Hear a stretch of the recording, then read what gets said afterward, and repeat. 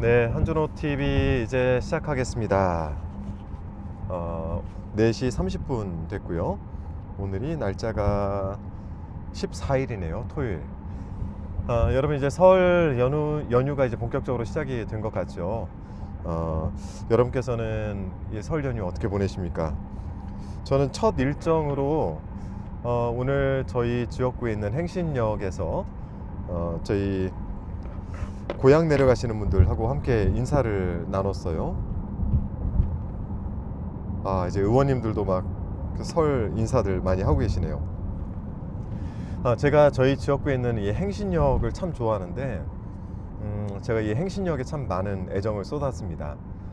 몇 가지를 했는데 혹시 예전에 행신역을 가보신 분들이 있는지 모르겠습니다. 자, 제가 몇 분 더 들어오면은 우선 마이크 체크부터 하고 시작을 해볼까요? 혹시 지금 들어와 계신 분들 고맙습니다. 소리가 잘 들린다면 1번 한 번만 눌러주시겠어요? 자, 소리 한 번만 확인하고 시작해 보겠습니다. 자, 1번 올라오나요? 네, 엄지척. 자, 1번 몇 분만 더 올려주시면은 네, 마이크 잘 들리죠? 차 안이라서 이게 바깥에서 들어오는 소리 때문에 제가 좀 걱정했는데 마이크를 바짝 찼습니다. 혹시 그 고양시에 사시거나 행신역을 예전에 한 6년 7년 전에 이용해 보신 분들은 아실 텐데 거기가 경의중앙선이 있고 KTX가 있는데 예전에 KTX를 타려면은 긴 다리를 지나서 또 계단으로 내려가서 거기서부터 또 한 140m 걸어야 됐어요. 그러니까 저희 아버지께서도 야야 도저히 KTX 타고 행신역에서 못 가겠다 이런 말씀들 주셨는데 제가 그 행신역을 이 리모델링을 하기 시작해서 실제 플랫폼을 한 140m 당기고 전체 길이를 한 200m 정도 줄였습니다. 그리고 두 번째는 제가 주민들께서 그곳에 그 강릉 가는 열차가 들어오는데 빈 차로 들어와요. 차고지이기 때문에.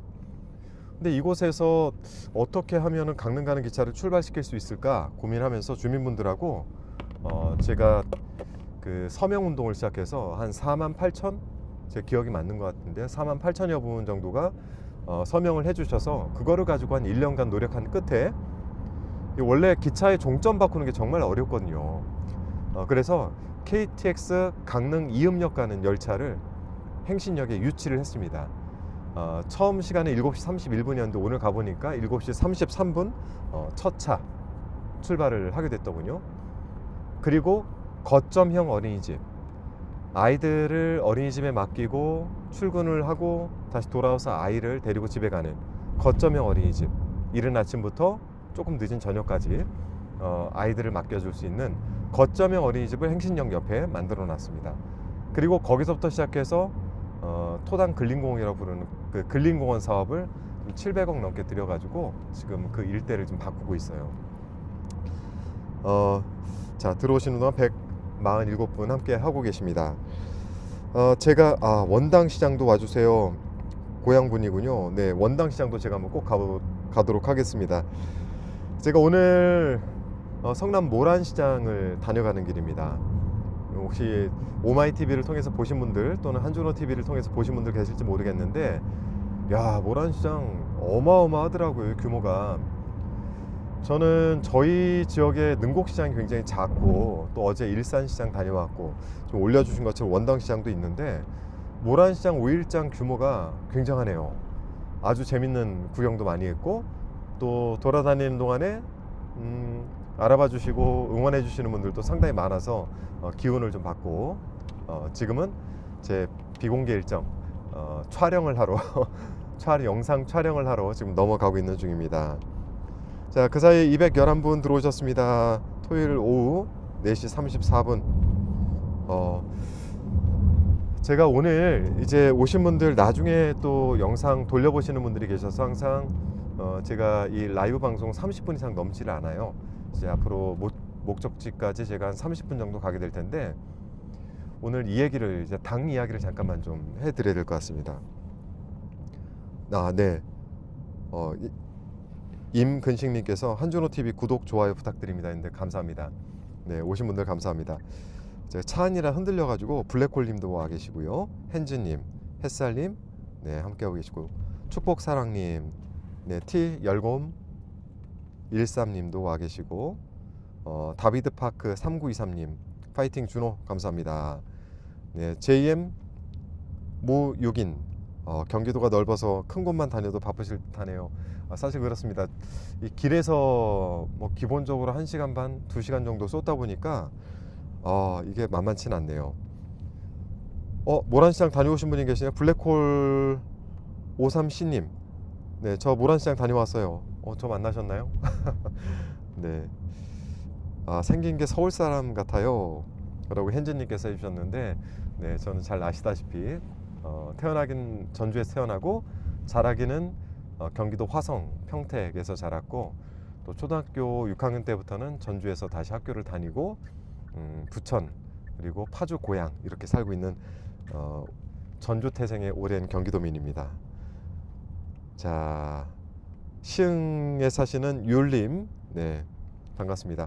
자, 그 사이에 이제 계속해서 한준호TV 들어와 주고 계시는데, 제가 오늘 정치검찰 조작기소 대응 특별위원회에 대한 이야기를 잠깐 해드리고 싶습니다. 왜냐하면 제가 어쨌든 개인적으로 성명을 냈기 때문에 이게 도대체 왜 이렇게 반발을 하고 있는지에 대해서 설명을 좀 드려야 될 것 같아서 오늘 가는 동안에 이 부분을 좀 설명을 드리겠습니다. 제가 그 이재명 대통령께서 당 대표가 처음 되셨을 때 함께 이제 특입 활동, 그 위원회 활동을 하다가, 그 당직 활동을 하다가 22대 총선에 당선되고 이재명 대통령님께서 2기 지도부를 꾸릴 때 제가 최고위원으로 들어갔어요. 그때 제게 맡기셨던 일이 검찰 독재 대책위원회를 맡겼습니다. 그 일 중에 가장 중요한 일은 검찰 독재에 대해서 대응하고 대책을 만드는 거예요. 당시 대표님께서는 공직선거법 그리고 위증교사, 이 2개의 사건의 재판이 진행이 되고 있었습니다. 어제 저기 무죄뜬 재판은 보셨죠? 축하, 꼭 좀 대통령님 X에 들어가서 축하 말씀과 좋아요 하나씩 눌러주세요. 저도 굉장히 기뻤습니다. 그런데 공직선거법은 아시다시피 1심에서 누구나 다 한 80만 원 미만이 나올 거다 이렇게 했는데, 당시 한상진 판사가 유죄를 때렸습니다. 다들 정말 멘붕이 왔죠. 큰일 났다. 윤석열 정부에서 이거는 사법부까지도 우리를 죽이려고 하는구나, 이재명 대통령을 죽이려고 하는구나, 대표를. 그래서 저희가 영상도 만들고 홍보도 하고 기자회견도 하고 법 논리도 설명도 하고 하면서 정말 가열차게 대응을 했습니다. 공직선거법 1심이 끝나고 나서 얼마 안 있다가 위증교사 1심이 있었는데, 위증교사는 저희가 다 유죄가 날 줄 알았어요. 그런데 무죄가 나왔습니다. 그리고 나서 공직선거법 2심 판결문 읽는 데만 1시간 40분 가까이 걸렸는데, 여러분 잘 아시겠지만 무죄가 나왔습니다. 이거는 물론 사법부에 감사한 부분들도 있죠. 하지만 검찰 독재 대책위원회를 통해서 여론전도 열심히 했기 때문에 이러한 영향도 있었다라고 생각을 합니다. 자, 그리고 나서 대통령님이 되실 때쯤 돼서 저에게 다시 또 요청이 하나 들어온 거는, 이제 그 대통령님을 정적 제거를 하기 위해서 죽이려고 그 주변을 막 파고 들어갔잖아요. 그러다 보니까 대장동, 대북 송금, 말도 안 되는 사건들, 성남FC 이런 사건들이 막 있잖아요. 이런 사건들에 대응을 해야 되는데, 그래서 원래 당에 있지 않았던 정치검찰 조작기소 대응 TF 태스크포스로 처음 시작을 한 거예요. 사람들은 어떻게 모았냐? 대장동 변호사 출신들, 대북송금 변호사 출신들, 성남FC 변호사 출신들, 이 변호를 맡았던 지금 현재 국회의원이 되신 분들, 이건태, 김기표, 양부남, 그리고 좀 늦게 합류했지만 이주희 의원님께서는 성남FC 사건 변호사였습니다. 뭐 잘 아시다시피 이건태 의원님은 대장동 변호사셨고요. 그리고 여기에 대해서 대북 송금은 어쨌든 국정원과도 관계가 있어서 박선원 의원님께서 함께 해주시고, 그리고 워낙 여론전을 잘하는 전용기 의원님께서 같이 합류를 하셨습니다. 위원들도 마찬가지 이 사건들의 변호를 맡고 있는, 현재 또 변호를 맡고 계신 이화영 부지사의 변호까지 맡고 계시는 이 변호사들로 위원을 꾸렸어요. 즉 정치검찰 조작기소 대응특별위원회는 저 박선원 의원님, 전용기 의원님을 제외하고는 전부가 다 이 사건과 관련되어 있는 변호사 출신들이거나 현재 변호를 맡고 계신 분들이에요. 그래서 저희가 총 20회가 넘는 기자회견, 그리고 고발, 법무부에 대한 그 정치검찰들에 대한 감찰 요구 6차례 등을 포함해서 정말 200 몇십 일 동안 아주 정말 열심히 일을 해와서 성과도 잘 나고 있습니다.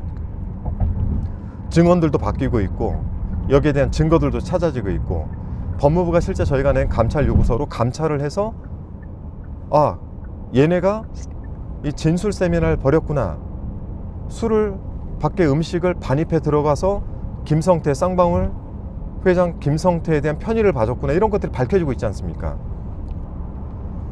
자, 그러고 있는데 어쨌든 뭐 제가 지방선거를 나가다 보니 특위위원장에서 저를 제하는 건 괜찮아요. 그거는 뭐 순서상 그렇게 해야 되는 거니까. 다만 그렇게 저희가 새로 만들어서 운영을 하고 있는 특별위원회에 위원장을 새로 선임하려면 이 일을 몇 년간 해왔던 저한테 의견을 한번 물어보시거나, 아니면 부위원장을 맡고 있는 이건태 의원님 같은 분을 위원장으로 맡기시거나 새로 임명을 한다면 제가 했던 정도 이상의 열정과 대통령님에 관련된 이 사건들을 반드시 해결해서 대통령님께 영향이 가지 않도록 하겠다는 의지가 있는 사람을 임명을 했더라면 저희가 반대를 하겠습니까? 그런데 갑자기 김성태, 쌍방울 김성태, 이 김성태가 어떤 사람입니까? 저희가 저희 특별위원회를 통해서 김성태를 무지하게 압박하고 있었거든요. 지금 심리 상태가 굉장히 위축돼 있다고 얘기를 듣고 있어요. 그런데 그 사람의 변호를 맡았던 사람을 특검으로 임명을 하게끔 했던 이성윤 최고위원을 저희가 이렇게 열정을 다해서 싸워왔던 그 상대 측과 가깝게 여겨지는 이성윤 의원을 특위위원장을 맡긴다는 게 저는 이게 말이 안 된다는 거예요. 그래서 제가 오죽했으면은 복당을 예고하고 있는 어제 이제 무죄 판결이 났죠. 송영길 전 대표님을 차라리 위원장으로 앉히시는 게 낫다. 정치검찰들에게 직접 당해보신 그분이 계시면 그 밑에 위원님들이 워낙 열정적으로 일을 하시기 때문에 잘 맞춰가지고 이 일을 계속 진행해서 결국에는 공소 취소하게 만들고, 정치검찰들에 대해서 거기에 상응하는 어떤 뭐랄까요, 뭐 징계를 내리거나 이렇게 만들어야 되는 것 아니겠어요? 제가 정말 너무 답답해가지고 제가 사실 저희 그 외부 위원님들하고는 상의를 안 했습니다. 그 외부 위원님들 다 대북송금, 대장동, 이화영, 김용 등 사건을 맡고 있는 실제 변호사들입니다. 이분들이 같이 일하지 못하겠다라고 성명을 내시는 거 아니에요? 저 그분들한테 한마디도 드린 게 없어요.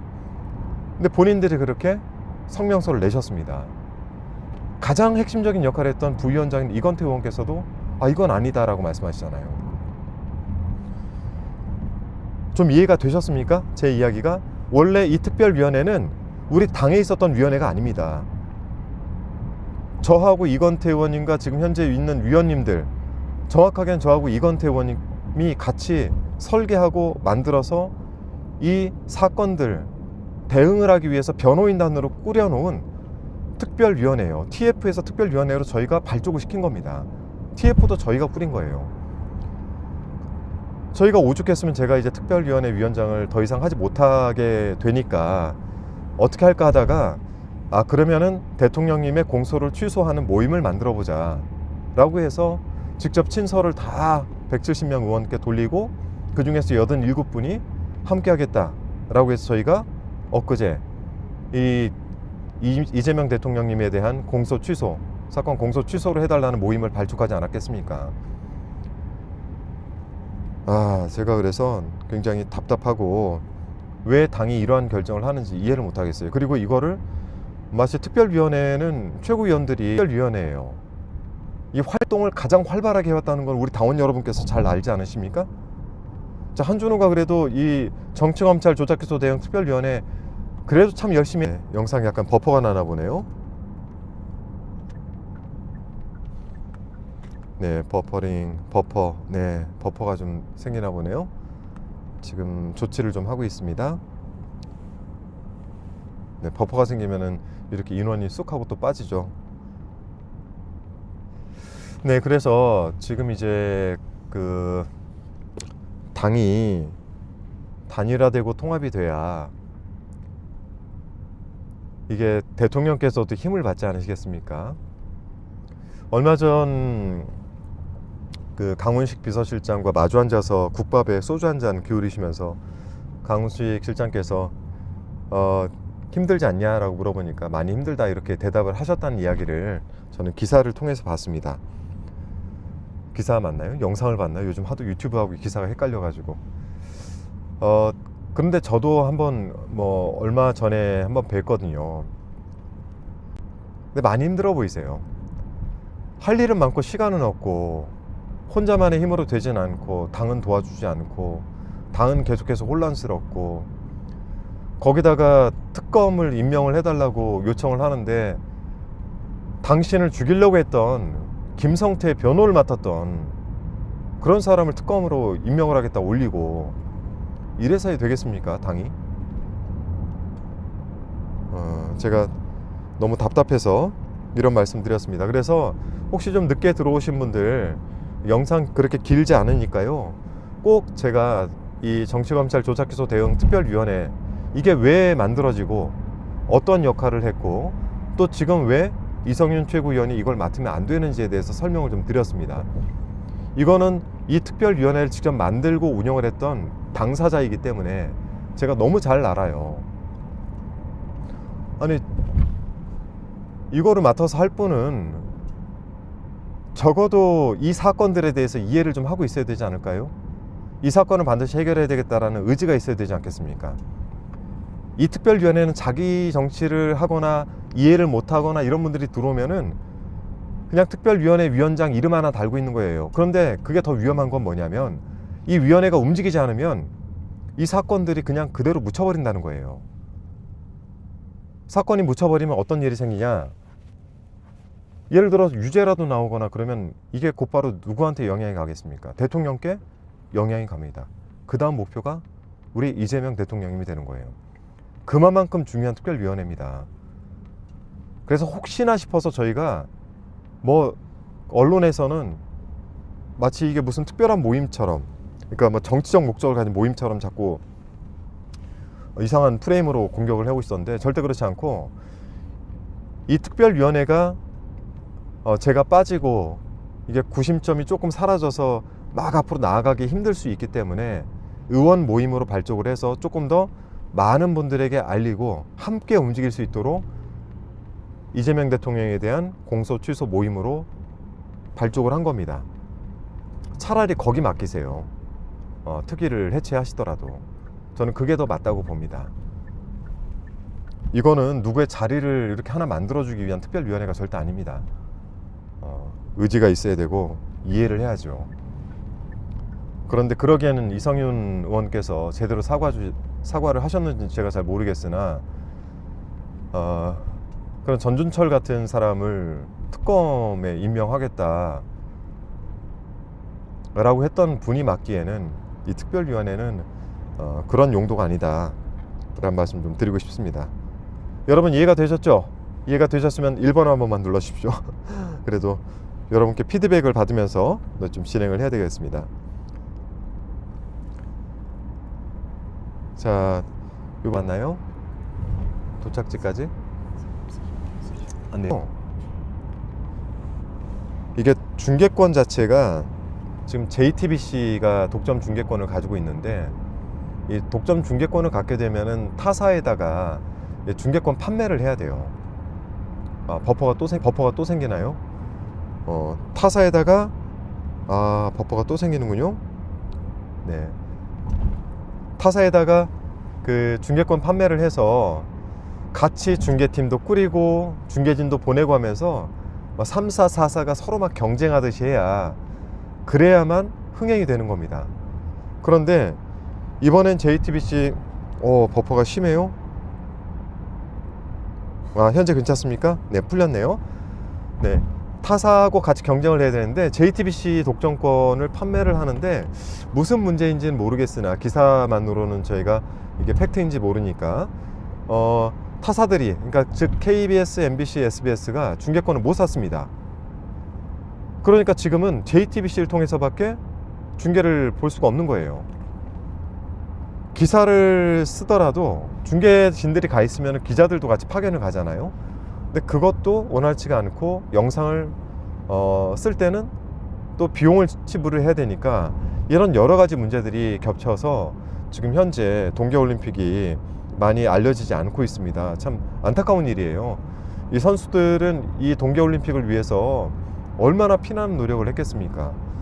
그 가운데 아직 고등학생 17살 김가온 양이 한국 최초로 설상에서 금메달을 따지 않았어요.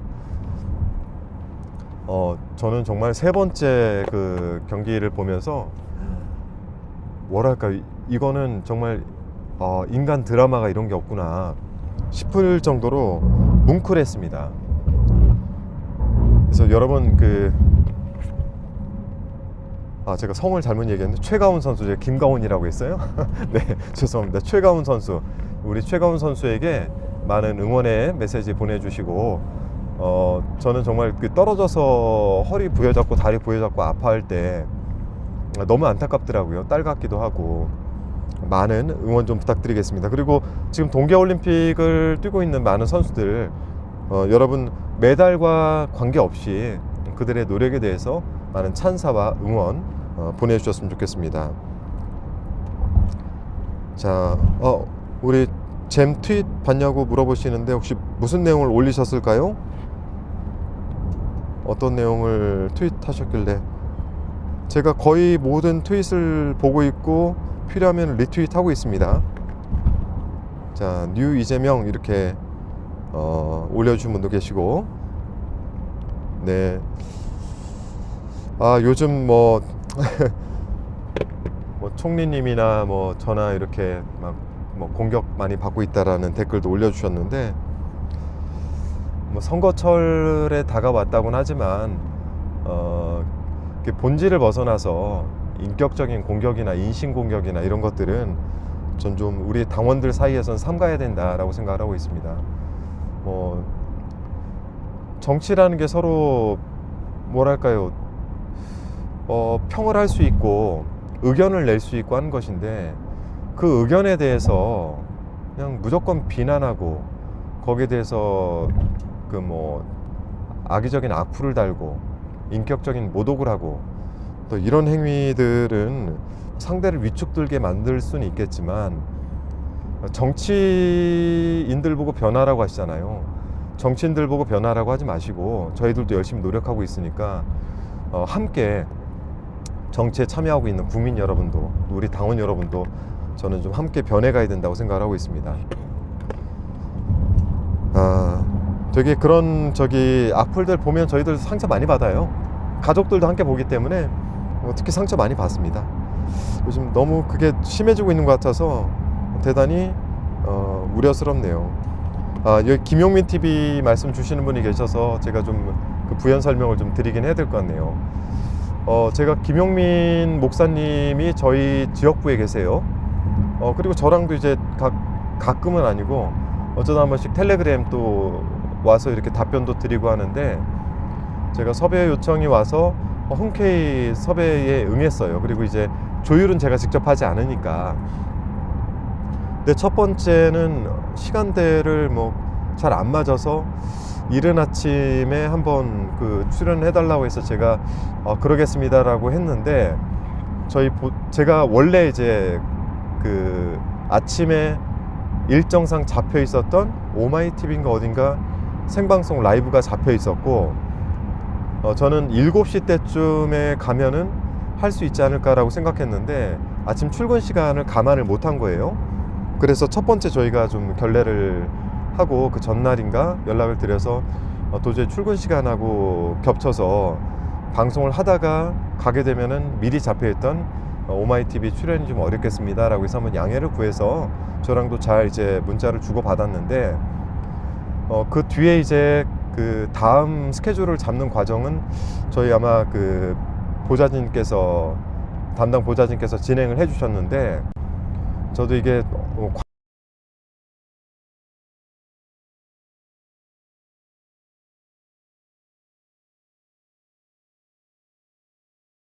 측에서는 저희가 그 시간에 출연하는 걸로 알고 계셔가지고 저는 이제 일정이 있는지를 전혀 인지를 못한 상태에서 크게 결례를 해서 제가 어제 텔레그램도 드리고 전화는 통화를 못했습니다. 전화 시간대가 그래서 그랬는지 통화는 못했고 그래 제가 그냥 다른 분들께서도 문자 주시는 분들이 계셔서 직접 뭐라고 하죠, 쇼츠가 올라왔길래 거기에 그냥 직접 사과의 말씀과 이런 글을 올렸습니다. 그래서 어쨌든 그 방송 펑크를 낸 건 이유를 불문하고 저희의 불찰이기 때문에 기다리셨던 분과 또 김용민 목사님과 또 제작진들한테는 제가 이 자리를 빌려 진심으로 사과 말씀드리고 저희가 어떤 의도를 가지거나 저를 아시는 분들은 아시겠지만 절대 그런 것이 아니다 라는 말씀 꼭 좀 전하고 싶습니다.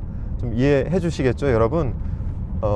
말씀드린 대로 경기도가 이렇게 길에서 쏟는 시간만 거의 1시간 반, 2시간씩 길에서 시간을 쏟다 보니까 이동 시간을 제가 이렇게 감안을 잘 못하고 일정을 초반에 좀 잡아서 일정 펑크가 좀 났었어요. 그래서 지난번 OBS도 저희가 그 길에서 쏟는 이 시간들 감안을 못해서 라이브에 출연하겠다고 하고 나서 펑크가 난 이후에 저희가 다시 보좌진들과 회의를 해서 너무 무리하게 일정 잡지 말고 되도록이면은 저희가 이행 가능한 정도 수준에서 일정을 잡자라고 다시 조율을 했기 때문에 앞으로 다시는 이런 일이 발생하지 않도록 저희가 최선을 다하겠다라는 말씀 드립니다.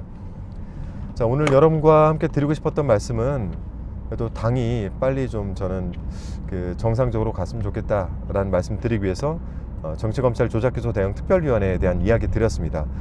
지금 943분 제가 보기엔 들어와 계시는데 혹시 앞부분 못 보신 분들은 꼭 오늘 앞부분 좀 돌려서 제가 초반에 정치검찰 조작기소 대응 특별위원회에 대한 말씀 드린 거, 태생적인 문제, 그리고 왜 여기에 이성윤 최고께서 맡으면 안 되는 문제, 제 나름 열심히 설명드렸으니까요. 꼭 한번 좀 읽어봐 주시면 고맙겠습니다. 들어봐 주시면 고맙겠습니다. 마지막으로 송영길 전 대표님에 대한 말씀 좀 드리고 마무리하도록 하겠습니다. 송영길 대표님 이제 무죄가 확정이 되고 너무 기뻤어요. 저도 이제 달려가려고 하다가 말씀드린 대로 이 길에서 쏟는 시간이 너무 많아가지고 직접 가지 못하고 결국 나오시는 시간 동안에 도착을 못해서 전화와 메시지로 축하 말씀 전해드렸고 오늘 성남 모란시장 가는 길에 또 통화도 했습니다.